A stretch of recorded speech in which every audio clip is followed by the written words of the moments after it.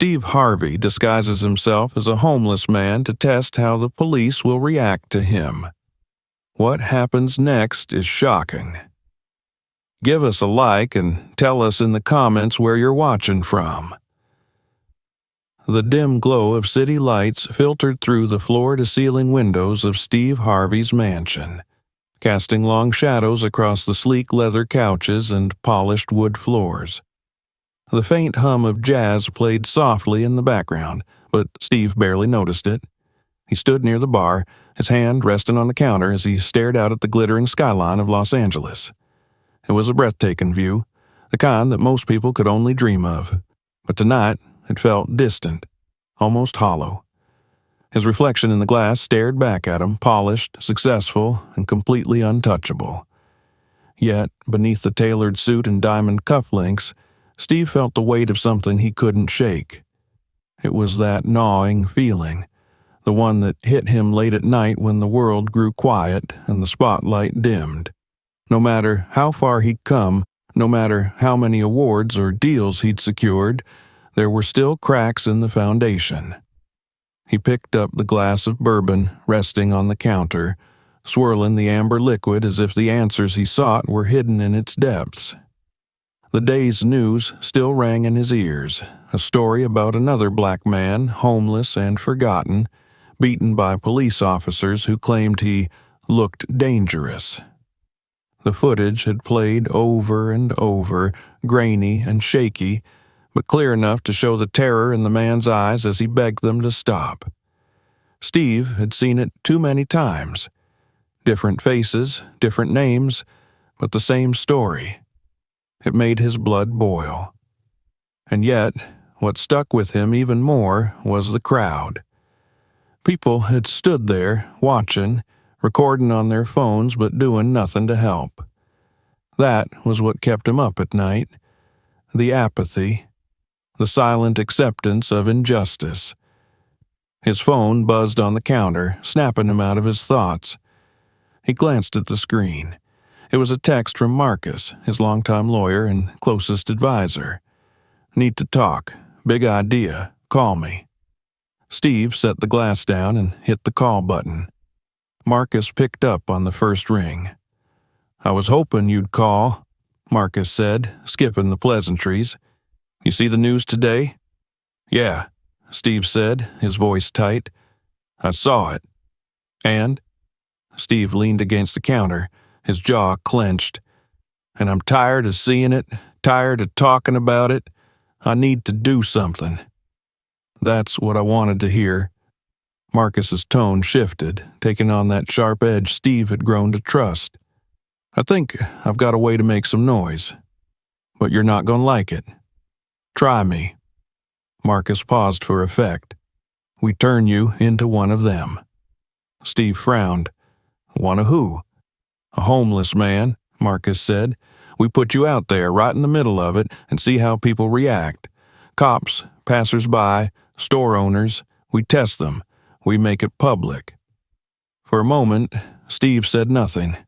The idea was outrageous, reckless even, but it sparked something inside him. "You want me to go undercover?" "Not just undercover," Marcus said. "We make it real. No cameras following you. Just you, alone, looking like someone nobody cares about. And when the truth comes out..." Steve finished the sentence for him. "They'll have to face it." The room felt heavier now, the weight of the idea settling in. It was dangerous. It was bold. But Steve couldn't deny that it felt right. "How do we do it?" Marcus didn't miss a beat. "First, we get you a look. Hair, makeup, clothes, the works. I'll bring in my guy, someone who's done movie transformations. Then we map out where you'll go. High-end neighborhoods, places where the divide is clearest." Steve nodded. "And what happens if it gets out of hand?" "I'll have people close by," Marcus said.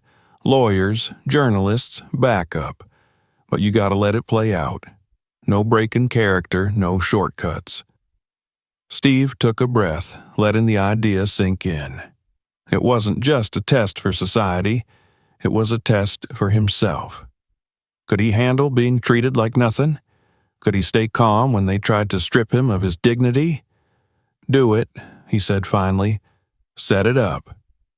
The next morning, the transformation began. Steve sat in the chair of a high-end makeup studio, staring at his reflection as the artist worked. Layers of grime-colored makeup darkened his skin, making it look weathered and tired. They added subtle scars, uneven patches, and shadows under his eyes. By the time they finished, he barely recognized himself. Gone was the smooth-talking, well-dressed entertainer. In his place sat a man who looked like he'd been sleeping under bridges for years.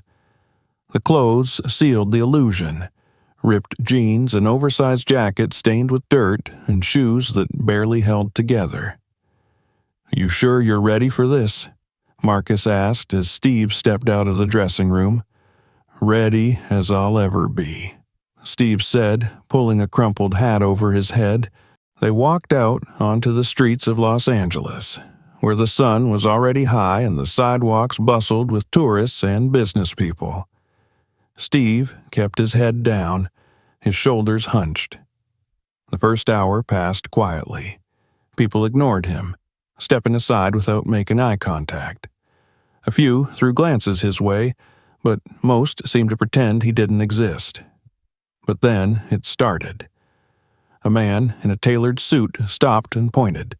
"You can't be here. Move along." Steve didn't respond, just held up his cardboard sign.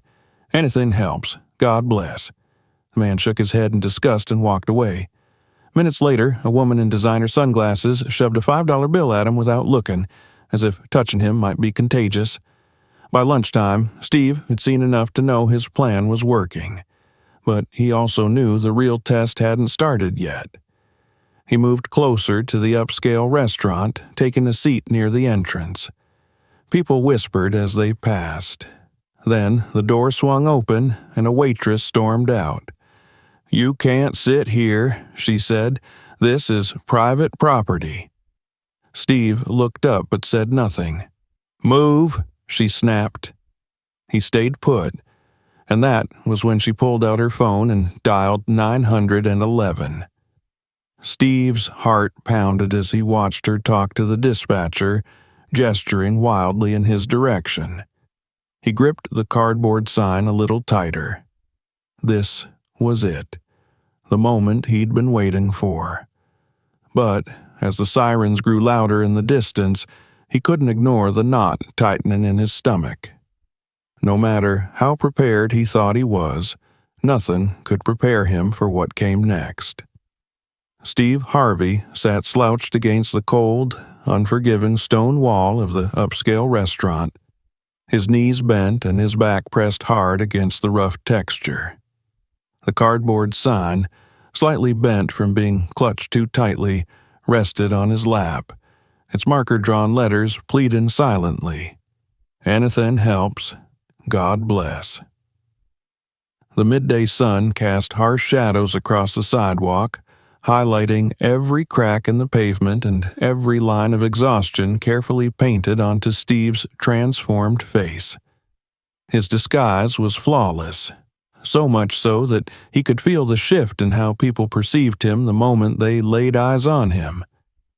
He no longer felt like Steve Harvey, the celebrated host and comedian.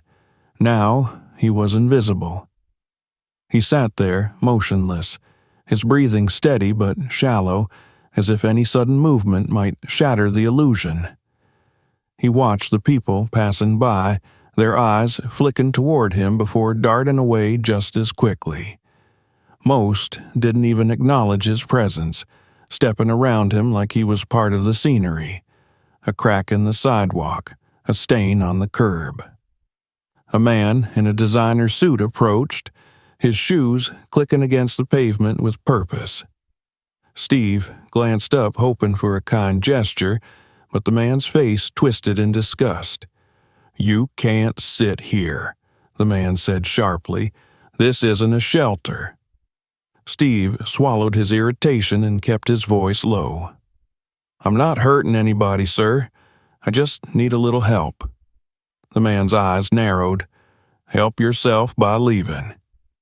Without another word, the man walked away, leaving behind the faint scent of expensive cologne and an even heavier sense of rejection. Steve let out a slow breath, steadying himself. He reminded himself why he was here, to test not only society's reactions, but also his own ability to endure them. He knew this was only the beginning. Minutes turned into hours. The discomfort settled into his bones as he watched the world continue without him. The bustling street was alive with conversations, laughter, and the hum of traffic, yet he felt completely disconnected from it all. A group of teenagers approached, their laughter echoing down the street. Steve tensed as one of them pointed at him. "Check out this guy," the teenager said, loud enough for Steve to hear. "Think he's a rapper or something? Look at the chains." Steve instinctively reached up, but then remembered there were no chains. Not today. Today, he wasn't Steve Harvey. He was just another man society had decided didn't matter. "Leave him alone," one of the girls muttered, tugging at the boy's arm, but he shrugged her off. "You need some change, old man?" the boy taunted, tossing a penny onto the ground near Steve's foot. Steve's jaw tightened, but he didn't react. He wouldn't give them the satisfaction. Eventually, they moved on, their laughter fading into the distance. It wasn't until later in the afternoon that the real confrontation began. Steve was adjusting his sign when the glass door of the restaurant swung open with force.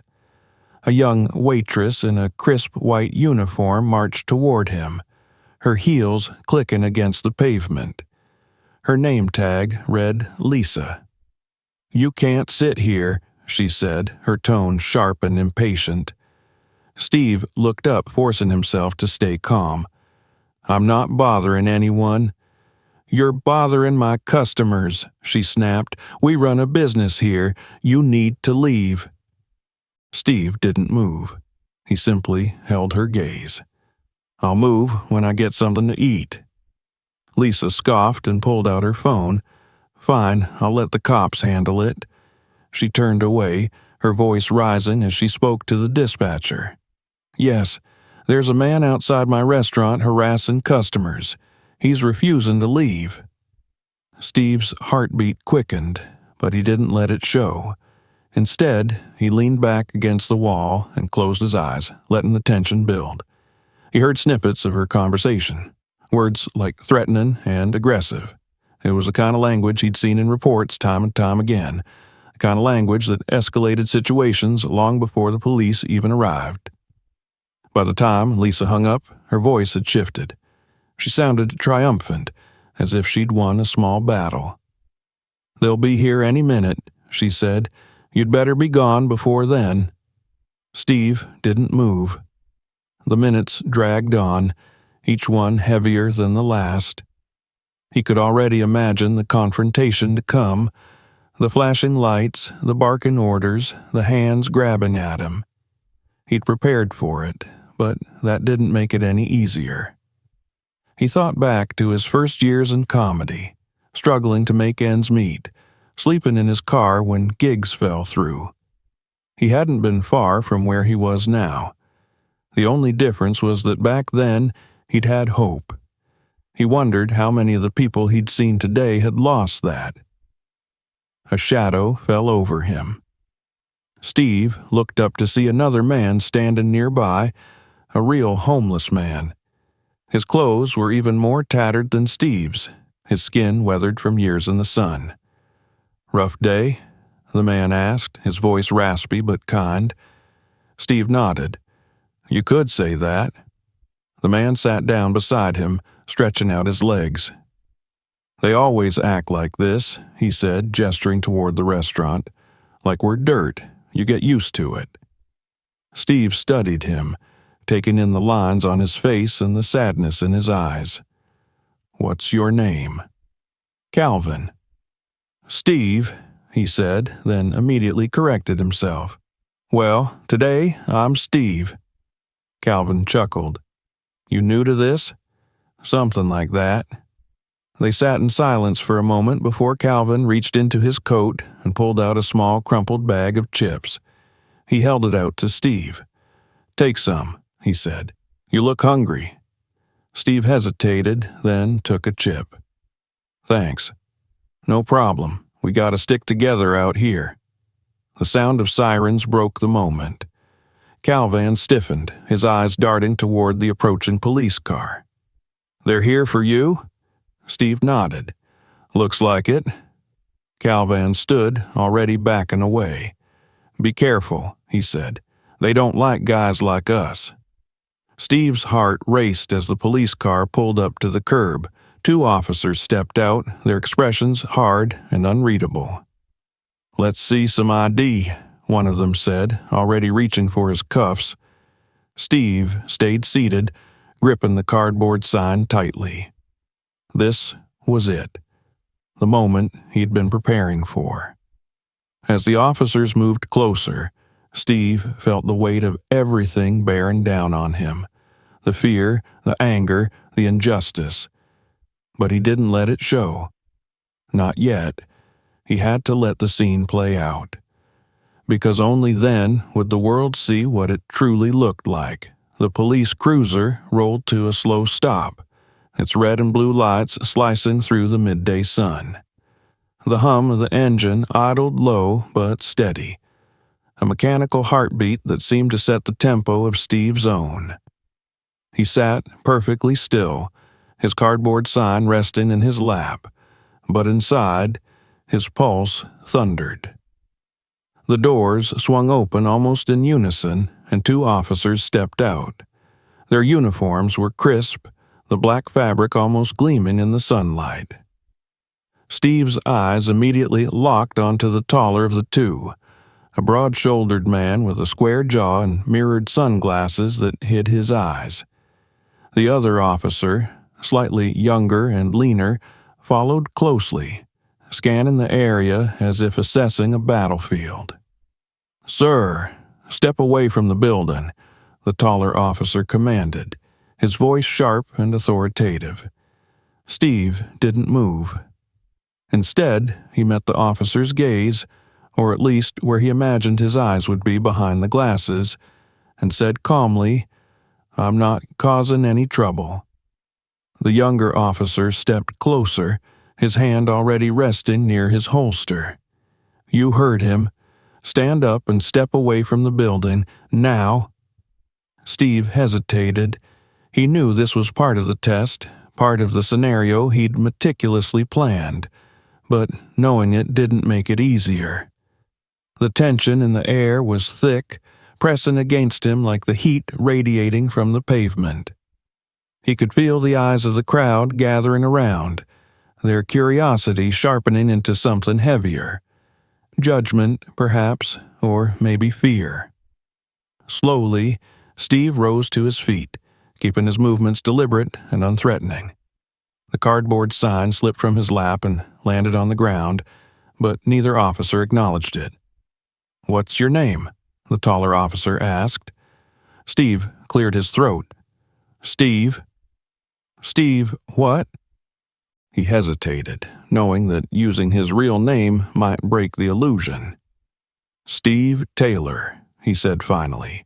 Got ID on you, Steve Taylor? No, Steve admitted. I don't. The taller officer let out a sharp breath, a sound halfway between irritation and expectation. Of course you don't. The younger officer stepped forward, pulling a notepad from his pocket. Why are you here? Steve gestured to the cardboard sign. I'm just trying to get some help, something to eat. By loitering outside a business and harassing their customers? The taller officer snapped. I wasn't harassing anyone, Steve said, his voice tightening despite his efforts to stay calm. I was just sitting here. That's not what we heard. The officer pulled a pair of zip ties from his belt. Turn around, hands behind your back. Steve's stomach dropped. He'd anticipated this moment, rehearsed it in his mind over and over, but nothing could prepare him for the feeling of plastic biting into his wrists, the sudden loss of control as the officer forced his arms behind him. "Wait," Steve started, but the officer cut him off. "You're resisting?" "No," Steve said quickly. "I'm not."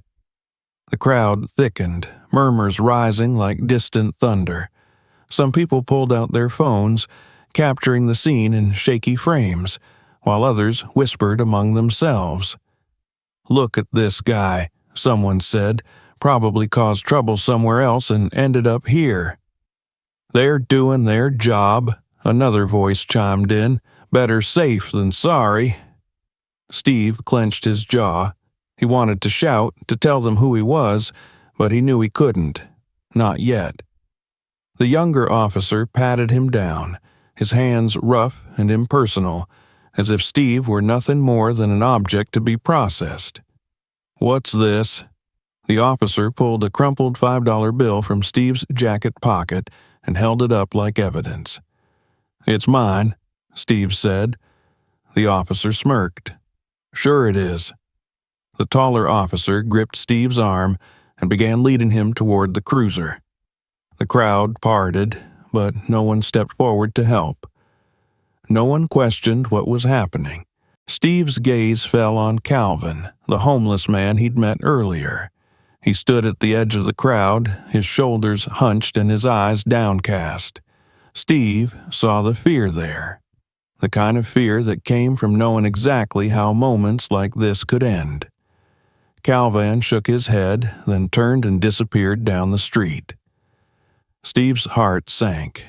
He wanted to call out, to reassure Calvin that everything would be okay, but he couldn't. The taller officer shoved him into the back of the cruiser, slamming the door shut. The sound echoed in his ears, final and unyielding. From the back seat, Steve could see the crowd dispersing, people going back to their lives as if nothing had happened.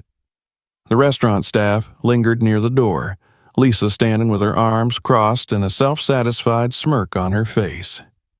Steve leaned his head back against the seat, closing his eyes for a moment. The plastic zip ties dug deeper into his wrists, but he forced himself to focus. This was what he'd come here for. This was the truth he wanted to expose. But as the car pulled away, he couldn't help but wonder if he'd underestimated just how real it would feel. The police station was colder than he expected. Its walls painted a sterile shade of gray. The fluorescent lights buzzed faintly overhead, casting harsh shadows that seemed to stretch endlessly across the floor. Steve sat on a bench in the holding area, his hands now free but his wrists still red from the zip ties. Across from him, the younger officer filled out paperwork, occasionally glancing up as if expecting Steve to bolt. The taller officer leaned against the desk, his arms crossed. "You're lucky we're letting you off with a warning," he said. "Next time, you won't be so lucky." Steve said nothing. The officer smirked. "What? Cat got your tongue? Not so tough now, huh?" Steve bit down the retort rising in his throat. He had to let this play out, no matter how much it burned. Finally, after what felt like hours, Marcus arrived. His suit was immaculate, his presence commanding as he stepped into the room and locked eyes with Steve. "Let him go," Marcus said, his voice cutting through the tension like a blade. The officers froze.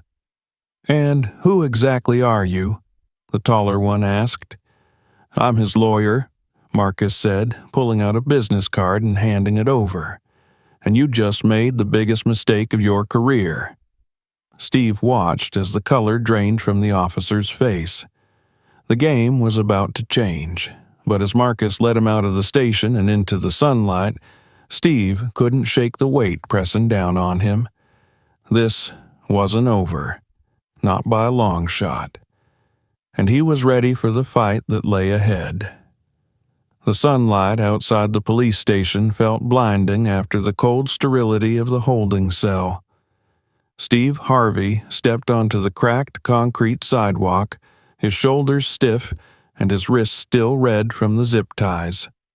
Marcus walked beside him, his polished shoes clicking sharply against the pavement, a sharp contrast to the scuffed, tattered boots Steve wore as part of his disguise. The sound of the door slamming shut behind them echoed like a punctuation mark, an end to one part of the ordeal, but not to the story itself. Steve inhaled deeply, the warm air tinged with exhaust fumes and the faint scent of coffee wafting from a cafe across the street. "You good?" Marcus asked, sliding his sunglasses on and glancing sideways at Steve.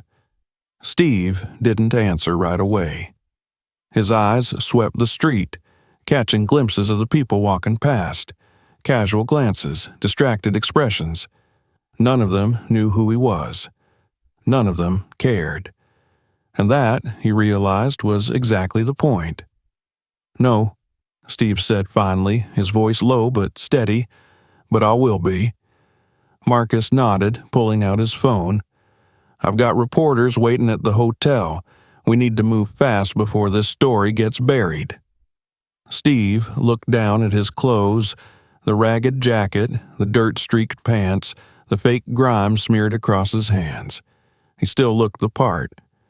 For a brief moment, he considered changing before the press conference, but something held him back.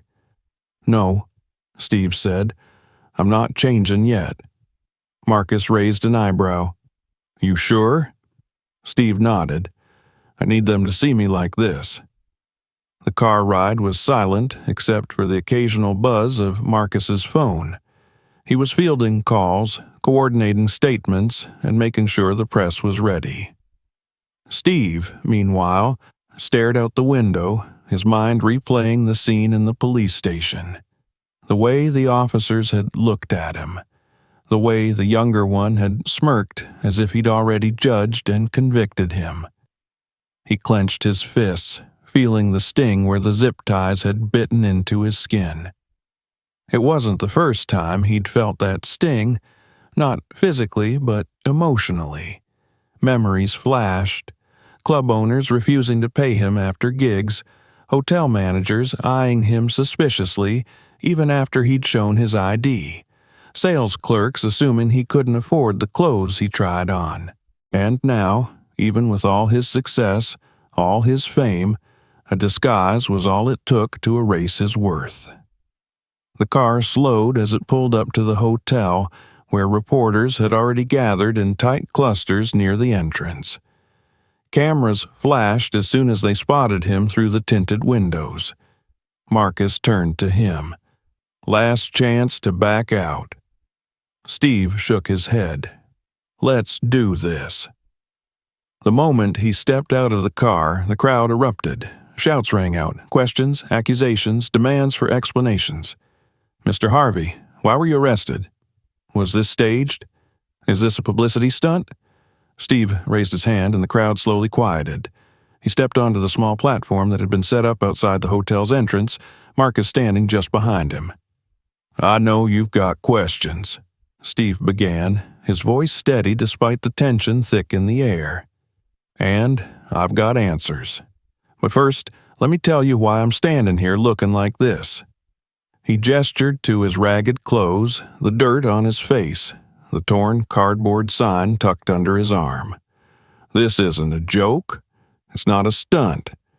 What you saw happen to me yesterday, the way I was treated, the way I was judged before I could even speak, that wasn't an act. That was real."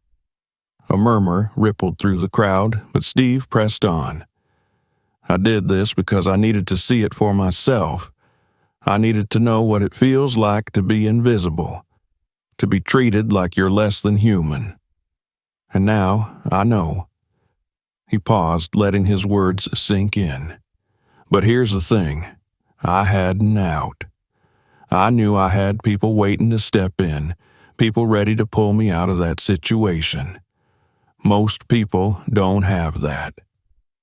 Cameras zoomed in as he stepped closer to the edge of the platform. They don't have lawyers on speed dial. They don't have the means to fight back.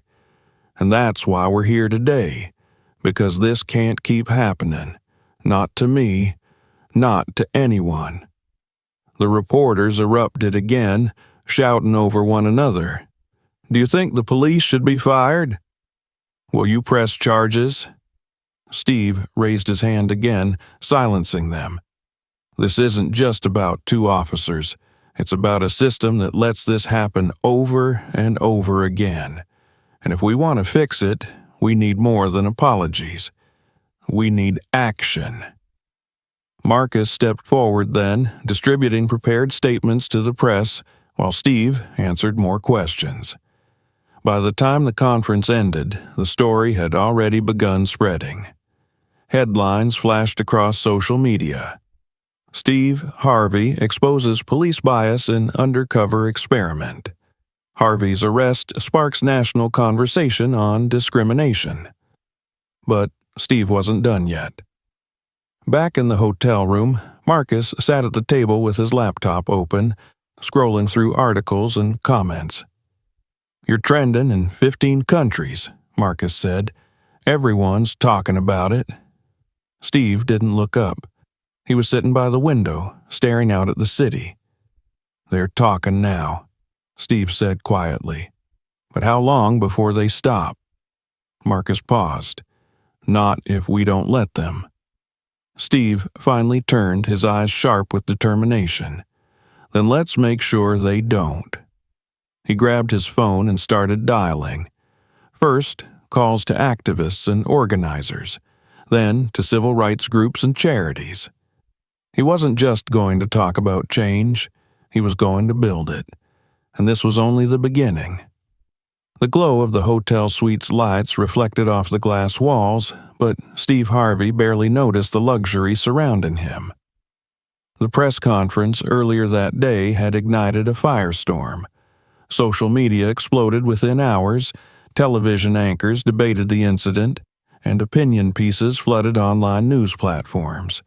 Yet, despite the noise, Steve sat in silence, his phone buzzing nonstop on the table beside him. Marcus paced near the minibar, scrolling through Twitter feeds and headlines. "Listen to this one," Marcus said, not bothering to look up. "Steve Harvey's experiment uncovers systemic bias. What will change?" And here's another: "Police under fire after arresting TV icon disguised as homeless man." Steve didn't respond. Instead, he scrolled through his own messages, hundreds of them. Some were from celebrities offering support, others from activists who wanted to join forces. But it was the messages from ordinary people that hit hardest. One read, "I've been treated like this my whole life. Thank you for showing the world what it feels like." Another, "My brother died after a similar arrest. Thank you for giving people like him a voice." Steve's fingers hovered over the screen, but he couldn't bring himself to reply just yet. The weight of their stories pressed on him like bricks, each one heavier than the last. "Steve," Marcus said, snapping him out of his thoughts, "this isn't just trending, it's a movement." Steve looked up. "Movements don't mean anything if they burn out." "Then we make sure this doesn't," Marcus said firmly. "We already have interviews lined up for tomorrow. Morning shows, radio spots, and primetime segments. You're booked solid for the next week." Steve stood and walked to the window, looking out over the city. The lights below stretched endlessly, each one representing a life, a story, a struggle. "This has to be bigger than me," he said. "This isn't about one arrest. It's about all the ones we didn't see, the ones no one filmed." Marcus nodded. "That's why we've got to keep pushing. People are listening now." But as the night wore on, the weight of the day began to settle deeper. Steve found himself replaying the moment in the police station, the coldness in the officers' eyes, the casual way they dismissed him, the fear that crept in despite knowing he was safe. And then there was Calvin.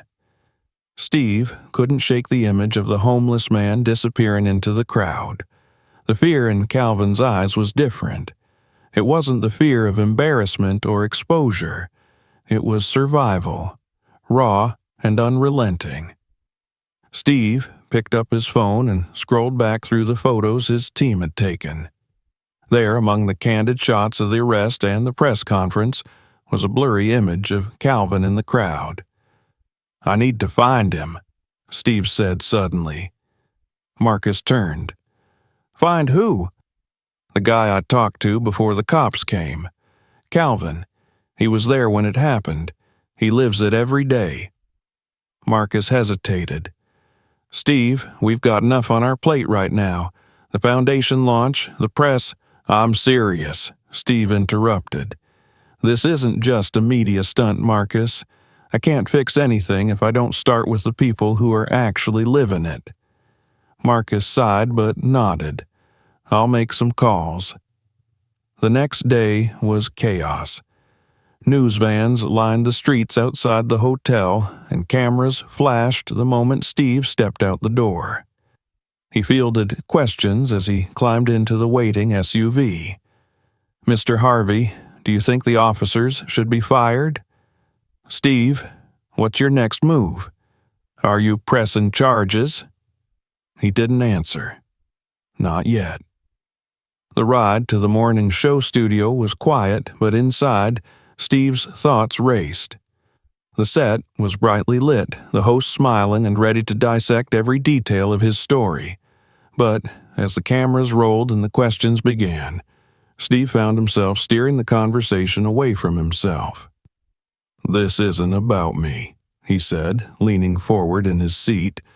"This is about a system that's broken. It's about the people who face this kind of treatment every single day and don't have cameras there to capture it." The host nodded, but Steve could see the questions behind their smiles. They wanted sound bites. He wanted change. After the interview, Marcus handed him a phone. "We found him," Marcus said. "Calvin. He's at a shelter downtown." Steve didn't waste time. The SUV changed course, weaving through the crowded streets until they reached a worn brick building with peeling paint and a flickering neon sign that read Hope House. Inside, the air smelled of coffee and cleaning supplies. Volunteers bustled about, stacking blankets and serving meals. And there, at a table near the corner, sat Calvin. He looked up as Steve approached, his eyes widening in disbelief. You're the guy from the other day," Calvin stammered. Steve smiled. "Yeah, and I've been looking for you." Calvin shifted nervously. "Why?" "Because I owe you something," Steve said, pulling out the $5 bill Calvin had offered him. "You didn't know who I was, but you still shared what little you had. That stuck with me." Calvin looked down at the money but didn't take it. "I don't need it back," Calvin said quietly. "You needed it more than I did." Steve's throat tightened. "No, Calvin, I didn't. But there are people who do, and that's why I'm here." He gestured to Marcus, who stepped forward with a folder in hand. "We're starting a foundation," Steve explained, "to help people like you get back on their feet. Jobs, housing, legal support, you name it. And I want you to be part of it." Calvin's eyes welled up. "Why me?" "Because you get it," Steve said. "You've lived it." For the first time since the experiment started, Steve felt something shift, not in the world, but in himself. This wasn't just about exposing a broken system anymore. It was about building something better. As they left the shelter, Steve turned to Marcus. "We're just getting started," he said. And as the car pulled away, Steve couldn't help but feel the weight of the moment. This was more than a story. It was a mission. The streets outside the shelter blurred into streaks of gray and gold as Steve Harvey's SUV rolled slowly through the city. He sat in the back seat, his elbow resting against the door while his fingers tapped anxiously against his knee. Despite the progress he had made with Calvin and the emotional weight of their exchange, the fight felt far from over. Marcus sat in the passenger seat, scrolling through his phone and reading updates aloud. "The videos hit 15 million views," Marcus said, shaking his head. 15. And climbing. Steve barely reacted. His eyes stayed fixed on the window, watching as the cityscape shifted from shelters and soup kitchens to luxury condos and boutique stores. The divide was jarring, but it only strengthened his resolve. "Here's the kicker," Marcus continued. "The department released a statement this morning. They're calling it an unfortunate misunderstanding and promising a full review of their procedures." Steve let out a short, humorless laugh. "A misunderstanding? That's what they're calling it." Marcus's voice hardened. "But it gets worse. The officers involved are on administrative leave. Paid leave." Steve turned to face him. "Paid?" Marcus nodded. "For now, but public pressure's mounting. People are calling for their resignations." Steve rubbed his temples, frustration bubbling beneath the surface. "It's not just about two cops, Marcus. It's the system that made them think this was okay in the first place. They didn't hesitate, not once." Marcus set his phone down. "That's why we keep pushing." Steve exhaled sharply. "We're not just pushing, we're tearing this thing down." The next morning, Steve arrived at the courthouse flanked by Marcus and two additional lawyers from his legal team. Reporters swarmed the steps, cameras flashing as he made his way inside. The echoes of their questions followed him, loud, sharp, and relentless. "Steve, do you think the police department should be restructured? Mr. Harvey, will you file a lawsuit? Do you believe this will lead to real change?" He didn't stop to answer. Not yet. He wanted his statement made in the right place at the right time. Inside, the courtroom felt cold and sterile, much like the police station had. The officers involved, Officer Davis and Officer Reed, sat near the front, their expressions carefully blank. Steve met their eyes briefly, but neither man looked away. The proceedings were short, procedural more than anything, and by the end, the judge had ordered an internal investigation.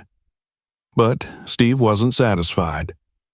Outside, he stepped to the podium, facing the crowd of journalists and supporters gathered on the courthouse steps. "This isn't about me," he began, his voice steady but firm. "It's not even about the two officers in that courtroom. It's about a system that allows this kind of behavior to go unchecked. A system that teaches people to see some lives as worth less than others." He paused, letting the murmurs settle before continuing. "I was lucky. I had resources. I had a team. Most people don't. And that's what we're here to change." He held up a document, the official charter for the new foundation he had established. "This is where it starts," he said. "Real programs, real support, not just for the victims of discrimination, but for the people trying to get back on their feet, the homeless, the forgotten, the ignored." The crowd erupted in applause, but Steve's expression remained serious. "This isn't the end," he said. "It's the beginning." Over the next few weeks, the foundation's work began to take shape. Steve's team set up outreach programs in shelters and community centers, offering legal aid, job training, and housing assistance. Volunteers flooded in, ordinary people who had been moved by the video and wanted to help. But the backlash came just as quickly. News outlets started digging into Steve's past, twisting old jokes and interviews to paint him as hypocritical. Conservative pundits accused him of staging the incident for publicity, and online trolls flooded his social media with hate. Marcus stormed into Steve's office one afternoon, his phone in hand. "Have you seen this?" Marcus demanded, slamming the phone down on the desk. Steve picked it up and scrolled through the article. The headline read, "Was Steve Harvey's homeless experiment a hoax?" Steve sighed and set the phone down. "I expected this." Marcus threw his hands up. "You expected this? Steve, they're calling you a fraud." "They can call me whatever they want," Steve said calmly. "The work doesn't stop." Marcus sat down, his shoulders slumping. It's exhausting, man, fighting this fight." Steve leaned back in his chair, his eyes narrowing. "You think it's exhausting for us? Imagine how it feels for the people living it every single day." The words hung in the air, heavy and undeniable. The Foundation's first major initiative launched a month later, a mobile resource center designed to bring services directly to homeless communities. The vans were equipped with showers, medical supplies, and counselors ready to assist with job placement and housing applications. Steve insisted on being there for the first rollout, dressed down in jeans and a t-shirt. He shook hands, listened to stories, and offered encouragement. When Calvin stepped out of one of the vans, freshly showered and wearing clean clothes, Steve felt a swell of pride. "How do you feel?" Steve asked. Calvin grinned. "Like I finally got a shot." Steve clapped him on the shoulder. "You do, and we're just getting started." Despite the progress, Steve couldn't shake the feeling that more needed to be done. One evening, he found himself back at the site where the arrest had taken place. The restaurant was still there, its windows glowing warmly as customers dined inside. Steve stood across the street, watching. He thought about how easily the world had dismissed him that day, how quickly they had judged him. Pulling out a small plaque, he walked to the corner of the building and carefully set it down. The engraving read, "For those who were seen as invisible, you are not forgotten." He stepped back, letting the weight of the moment settle. This wasn't just about one experiment or one arrest. This was about rewriting the rules. And Steve Harvey was just getting started. Steve Harvey sat in the dimly lit corner of his foundation's headquarters, surrounded by the hum of activity. Volunteers bustled about, carrying stacks of papers, unloading boxes of donated supplies, and setting up tables for the evening meal program. The large warehouse, once an abandoned building, now served as a lifeline for the city's homeless community. But even as the energy around him buzzed with purpose, Steve felt a weight pressing down on him. He leaned back in his chair, his eyes fixed on the large corkboard that hung on the far wall. It was covered with photographs, notes, and stories, faces of people who had walked through the Foundation's doors looking for help. Each pinned piece of paper represented a life, a struggle, and a hope for something better. And yet, despite the progress, Steve couldn't shake the feeling that it wasn't enough. Marcus entered the room, holding a clipboard and a cup of coffee. "You've been staring at that board for 20 minutes, Marcus said, setting the coffee down in front of him. "You know it's not going to rearrange itself." Steve didn't look away from the board. "You ever wonder if we're just putting Band-Aids on bullet wounds?" Marcus raised an eyebrow. "Is this you having doubts? Because I need you to snap out of it." Steve finally turned to face him. "I'm not doubting what we're doing. But every time I think about what started all this, about the way those cops looked at me, the way they didn't even hesitate, I realize how deep this goes. We're not just fighting policy, we're fighting the way people think, and that doesn't change overnight." Marcus sat down across from him, his expression softening. "You knew this wasn't going to be easy, Steve, but you also knew it was worth it." Steve nodded slowly.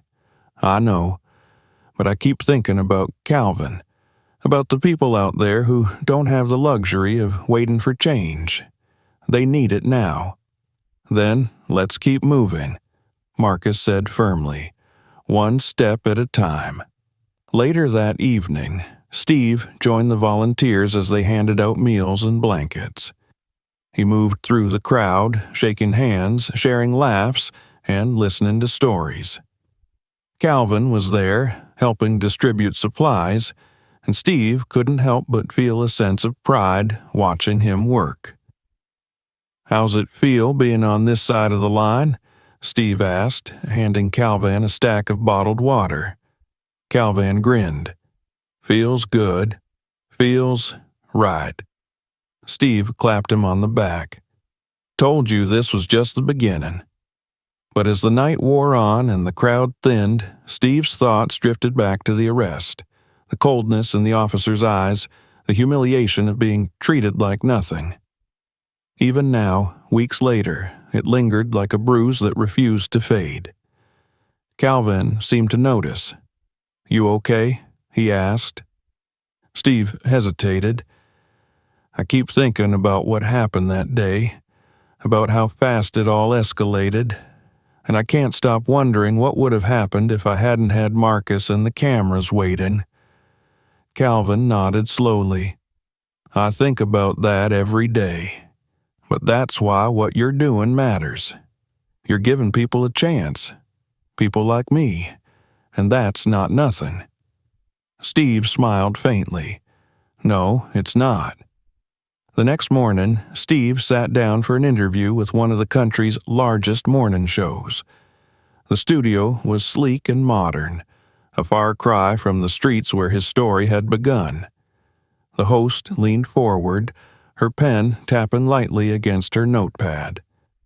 "Steve, your experiment has sparked conversations across the nation, but there are critics who say it was just a stunt, a way to boost your image.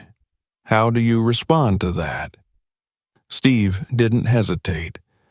"This was never about me. It was about shining a light on what too many people go through every single day. I stepped into their shoes for one afternoon. They live it every hour." The host nodded. "And what's next for you? Where does this movement go from here?" Steve looked directly into the camera. "We keep building. We keep pushing. The foundation is just the start. We're already working with policymakers to push for police reform, and we're expanding our programs to help more people get back on their feet.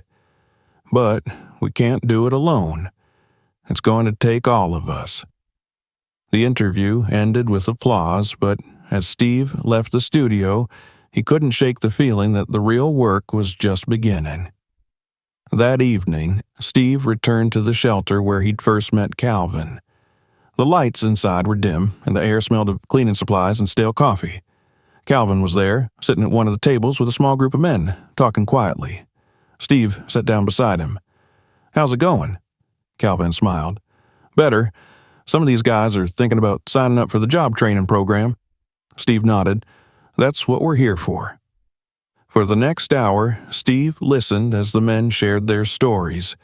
Stories of lost jobs, broken families, and bad luck that spiraled out of control. Each story was a reminder of how easily life could unravel and how hard it was to put the pieces back together. As the night wore on, Steve walked outside to clear his head. The city stretched out before him, its lights flickering against the night sky. He thought about everything that had led him to this moment. The experiment, the arrest, the foundation. And he realized something. This wasn't just about fixing a broken system. It was about restoring dignity. He pulled out his phone and dialed Marcus. "Yeah?" Marcus answered. "Let's set up a meeting with the mayor," Steve said, "and the police chief.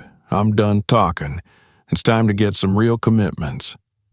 Marcus didn't miss a beat. "I'm on it." Steve hung up and looked back at the shelter. Through the window, he could see Calvin laughing with the other men, and for the first time in weeks, Steve felt something shift. Hope. It was fragile, but it was there, and he wasn't about to let it go. The city skyline was barely visible through the early morning haze as Steve Harvey stepped out of the black SUV and onto the steps of City Hall. The air felt heavy, thick with anticipation and the weight of the moment. Marcus stood beside him, his phone already buzzing with last-minute updates, but Steve barely heard it. His focus was fixed on the glass doors ahead, where the mayor and the police chief were waiting. It had been weeks since the experiment that had changed everything. Weeks filled with media appearances, heated debates, and relentless work to get the foundation off the ground. But this meeting, this was the step that could turn momentum into real, lasting change. "Ready?" Marcus asked, straightening his tie. Steve nodded, exhaling slowly. "Let's do this." Inside the building, the atmosphere was formal and tense. The mayor, a middle-aged woman with sharp features and a no-nonsense demeanor, extended her hand as they entered the conference room. "Mr. Harvey," she said, her voice polite but guarded. "Thank you for coming." Steve shook her hand firmly. "Thank you for having me." The police chief, a tall man with graying hair and a badge that gleamed under the fluorescent lights, gave a curt nod. "Mr. Harvey." Steve met his gaze. "Chief." They all sat at the long table, the air thick with unspoken tension. Marcus slid a stack of documents across the table, proposals, research data, and testimonies from people who had experienced situations similar to Steve's experiment. "We're not here to assign blame," Marcus began, his tone even but firm. "We're here to talk solutions." The mayor leaned back in her chair. "We've read your proposals and we agree there's work to be done. But reform takes time, Mr. Harvey. It's not something that happens overnight." Steve leaned forward, his voice steady. "And how many nights have people like Calvin spent on the streets waiting for that change? How many more do they have to wait?" The police chief shifted uncomfortably. "We're already revising our training protocols." "That's not enough," Steve interrupted, his voice rising just enough to command attention. "This isn't just about training. It's about accountability. It's about building trust between officers and the communities they're supposed to serve." The room fell silent. The mayor cleared her throat. "What exactly are you proposing?" Steve took a breath. This was a moment he'd been building toward. "First," he began, "mandatory de-escalation training for every officer, no exceptions. Second, a civilian oversight board with real authority to review complaints and hold officers accountable. Third, a partnership between the police department and our foundation to provide direct resources to homeless communities, food, shelter, legal assistance. And finally, mental health professionals assigned to assist officers during nonviolent incidents." The police chief's expression darkened. "You're talking about completely restructuring our approach." "That's exactly what I'm talking about," Steve said, "because the approach you have now, it's broken." The mayor studied him for a long moment before speaking. "It's ambitious." "It's necessary," Steve countered. The mayor glanced at the chief, then back at Steve. "We'll review the proposals." Steve shook his head. "No more reviews, no more committees. We need commitments, now." The mayor hesitated, then finally nodded. "Let's start drafting the agreements." It wasn't everything Steve had hoped for, but it was a start. By the time Steve left City Hall, the weight that had pressed on him for weeks felt just a little lighter. Marcus patted him on the back as they stepped outside. "You did it," Marcus said. Steve shook his head. "We did something, but we're not done." The Foundation's headquarters buzzed with energy that afternoon. Volunteers sorted supplies, staff coordinated outreach programs, and Calvin was leading a team preparing meals for that evening's distribution. Steve stepped into the main hall where dozens of people had gathered: clients, volunteers and donors alike. The room quieted as he approached the small stage set up near the front. "First, I want to thank every single one of you," Steve began, his voice carrying over the crowd. "None of this happens without you." A wave of applause filled the room. "But this isn't just about what we've done so far," he continued. "It's about what comes next. The commitments we've secured today are just the beginning. Now we have to make sure they stick, and that means showing up every single day." The applause grew louder. Steve looked out at the faces in the crowd, faces full of hope, determination, and resilience.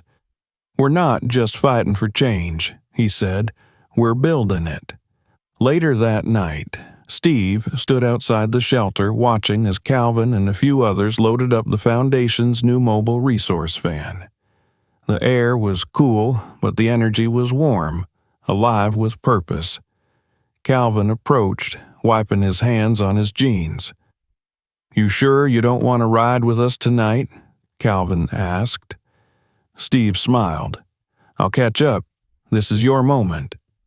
Calvin grinned. "You know, none of this would have happened without you." Steve shook his head. "It's not about me. It's about all of us." Calvin nodded and climbed into the van. As it pulled away, Steve felt something shift inside him, a sense of peace, but also of purpose. He pulled out his phone and scrolled through the messages piling up in his inbox. Most were offers for interviews, but one caught his eye. It was from a woman whose son had been arrested under similar circumstances years earlier.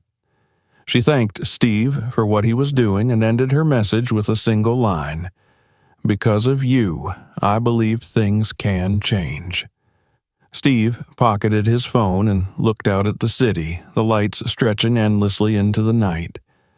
The work wasn't done, not by a long shot. But tonight, he allowed himself to feel something he hadn't felt in a long time: hope. And as he turned to head back inside, he knew one thing for certain: this was just the beginning. If you enjoyed this story, don't forget to subscribe to our channel so you don't miss new exciting stories. Share this video with your friends to discuss important topics together and support change. There are many more exciting videos to come. Stay tuned.